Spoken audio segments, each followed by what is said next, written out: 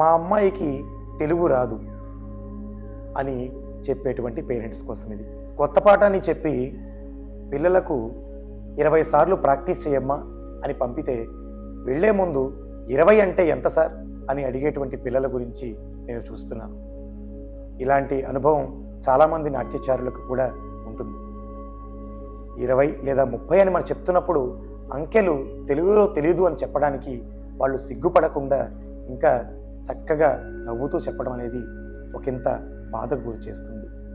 ఆ సందర్భానికి ఏదో కొంచెం నవ్వుతూ మాట్లాడతాము, కానీ మన తెలుగు వారము తెలుగులో కనీసము అంకెలను తెలుసుకోలేని స్థితిలో మనం ఉన్నామనేది కొంచెం ఇబ్బందికరం. కేవలం అంకెలు మాత్రమే కాదు, తెలుగులో చాలా పదాలను కనీసం విని కూడా ఉండనటువంటి ఈ తరానికి మనము కాస్త అవకాశాన్ని ఇద్దాం. వారు తెలుగు తెలుసుకునే ప్రయత్నం చేసేందుకు వారికి ఖచ్చితమైన అవకాశాన్ని ఇద్దాం.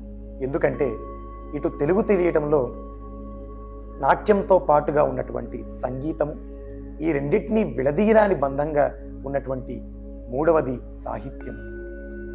సంగీత సాహిత్య నాట్యాలు అనేవి ఔర్యత్రికములు అంటారు. అంటే ఇవి మూడిటికి కూడా అవినాభావ సంబంధం ఉంది. తెలుగులో కనీసం ప్రవేశం, అవకాశం ఉన్నప్పుడు ప్రావీణ్యం, ఇవి రెండు నాట్య భవిష్యత్తుకు ఎంతో ఉపయోగపడతాయి. ఆ విధంగా తెలుగు నేర్చుకోవటంలో వారికి ఒకంత జిజ్ఞాసను పెంపొందించేందుకు మనం ప్రయత్నం చేద్దాం. అది వారి నాట్య భవిష్యత్తుకే కాదు, భావితరాలకు మనం తెలుగు అందించడానికి ఎంతో ఉపయోగపడుతుంది. Hope you can understand. Thank you very much.